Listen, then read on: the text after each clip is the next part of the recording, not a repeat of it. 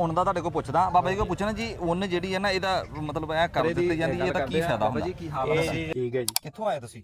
ਸ਼ੋਰਕੋਟ ਤੋਂ। ਇਹ ਬਾਬਾ ਜੀ ਇਹਦਾ ਕਿੰਨਾ ਕੁ ਵਜ਼ਨ ਹੋਏਗਾ ਗੋਸ਼ਤ? ਇਹਦਾ ਗੋਸ਼ਤ ਦਾ ਵਜ਼ਨ ਕਮ ਸੇ ਕਮ ਮਣ ਹੋਣਾ ਜੀ। ਮਣ ਹੋਣਾ। ਤੇ ਇਹ ਜਿੰਦਾ ਵਜ਼ਨ ਜਿਹੜਾ 75 ਕਿਲੋ ਨਾਲੋਂ ਜ਼ਿਆਦਾ ਹੈ। ਚਲੋ ਠੀਕ ਹੈ, ਅਸੀਂ ਮਤਲਬ ਗੋਸ਼ਤ ਦੀ ਗੱਲ ਕਰਦੇ ਹਾਂ, ਮਣ ਤੋਂ ਜ਼ਿਆਦਾ 40 ਤੋਂ 45 ਕਿਲੋ ਦੇ ਦਰਮਿਆਨ ਚ। ਬਿਲਕੁਲ। ਕਿੰਨੇ ਪੈਸੇ ਮੰਗਦੇ ਆ? 1,70,000 ਲੱਗਦੇ ਕਿੰਨੇ ਆ?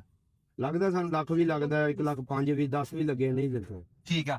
ਇੱਥੇ ਤੁਹਾਡਾ ਪੱਕਾ ਸ਼ੈੱਡ ਆ ਕਿ ਤੁਸੀਂ ਇੱਥੇ ਅਸੀਂ ਪੱਕਾ ਮੰਦੇ ਹੋਏ ਆਪਣਾ ਸ਼ਹਿਰ। ਇਹ ਉਹ ਸਾਹਮਣੇ ਗੇਟ ਨੰਬਰ ਰਾਣੇ ਮੁਸ਼ਤਾਕ ਦੀ ਆੜਤ ਹੈਗੀ ਹੈ ਮੁੱਛਾਂ ਵਾਲੇ ਦੀ। ਠੀਕ ਹੈ, ਉਹਦੀ ਆੜਤ ਦੇ। ਫੋਨ ਨੰਬਰ ਦੱਸੋ ਜੀ ਆਪਣਾ।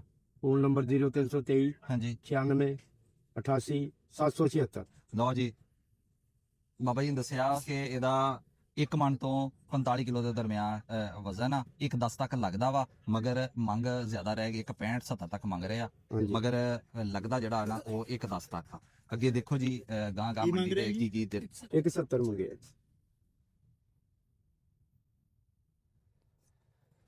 ਇਸੇ ਤਰ੍ਹਾਂ ਅਸੀਂ ਇਹਨਾਂ ਦੀ ਹਜਾਮਤ ਕਰੀ ਦੀ।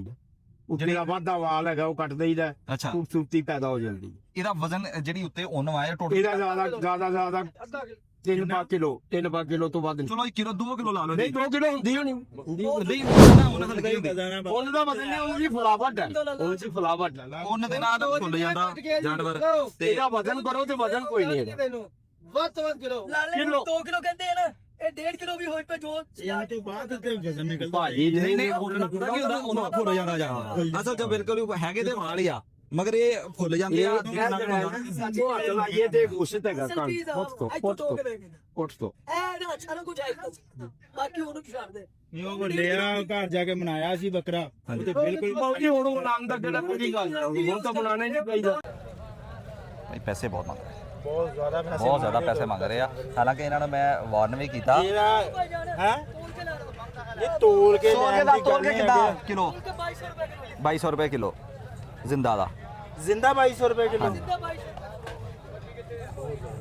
ਲਓ ਜੀ, ਜਿਹੜੀ ਫੈਸਲਾਬਾਦ ਦੀ ਮੰਡੀ ਆ ਉੱਥੇ ਜ਼ਿੰਦਾ ਦਾ ਜਿਹੜਾ ਰੇਟ ਨਿਕਲਿਆ ਨੇ ਜੀ, ਬੱਕਰੇ ਦਾ ਵੀ 2200 ਤੇ ਛਤਰੇ ਦਾ ਵੀ 2200 ਜ਼ਿੰਦਾ ਦਾ ਜਿਹੜਾ ਤੋਲ ਕੇ ਆ।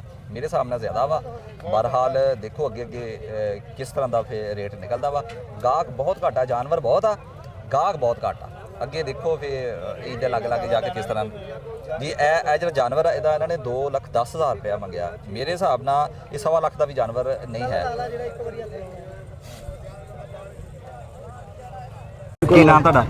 ਮੁਹੰਮਦ ਅਦਨਾਨ। ਕਿੱਥੇ ਦੇ ਰਹਿਣ ਵਾਲੇ? ਸਮਨਾਬਾਦ ਰਹਿਣ ਵਾਲੇ। ਸਮਨਾਬਾਦ ਫੈਸਲਾਬਾਦ ਸਮੁੰਦਰੀ ਰੋਡ। ਹਾਂਜੀ। ਇਹ ਬੱਕਰੇ ਦਾ ਵਜ਼ਨ ਕਿੰਨਾ ਤੇ ਇਹਦਾ ਕਿੰਨਾ? ਇਹਦਾ ਗੋਸ਼ਤ ਹੈਗਾ 35 ਤੋਂ 40 ਕਿਲੋ ਗੋਸ਼ਤ। ਹਾਂਜੀ। 35 ਤੋਂ 40 ਤੇ ਇਹਦਾ 28 ਤੋਂ 30 ਕਿਲੋ ਵਜ਼ਨ ਹੈ। 35 ਤੋਂ 40 ਕਿਲੋ ਵਜ਼ਨ। ਇਹਦੇ ਕਿੰਨੇ ਪੈਸੇ ਆ? ਇਹਦੇ ਉਹਨੇ ਪੈਸੇ ਮੰਗੇ ਜਿੰਨੇ ਲੈਣੇ ਆ। ਜਿਹਨੇ ਲੈਣੇ ਹਾਂ, ਜਿਹਦਾ ਮਤਲਬ ਰੇਟ ਆ ਮਾਰਕੀਟ ਦਾ ਰੇਟ ਜਿਹੜਾ ਉਹਨੇ। ਲਓ ਵੀ 160 ਦਾ ਦੇ ਦਾਂਗੇ। 160 ਦਾ। ਦੇ ਦਾਂਗੇ। ਇਹ ਜਿਹੜਾ 130 ਦਾ ਦੇ ਦਾਂਗੇ। 130 ਦਾ। ਫੋਨ ਨੰਬਰ ਬੋਲੋ ਜੀ। 0301 ਹਾਂਜੀ 60 54 177। ਹਾਂ ਬਈ। ਹਾਂਜੀ, ਕੀ ਹਾਲ ਆ ਜੀ? ਕੀ ਨਾਮ ਤੁਹਾਡਾ? ਅਲੀ ਰਜ਼ਾ।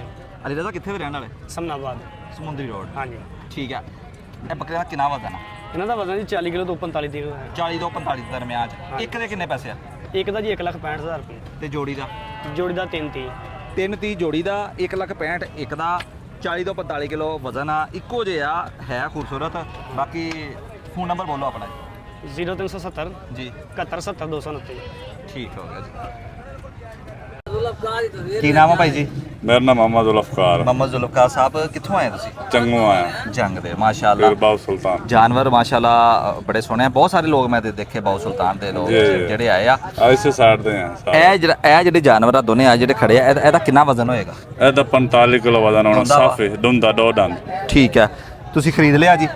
ਕਿੰਨੇ ਦਾ? ਅਸੀਂ 120 ਦਾ ਲਿਆ ਜੀ। 120 ਦਾ। 45 ਕਿਲੋ 120 ਦਾ। ਮੈਂ ਉੱਥੇ ਦੇਖਿਆ ਇੱਕ ਉਹਦਾ ਵਜ਼ਨ 30 ਕਿਲੋ ਆ ਤੇ ਉਹ 1,30,000 ਰੁਪਇਆ ਮੰਗਣ ਡਿਆ ਸੀ।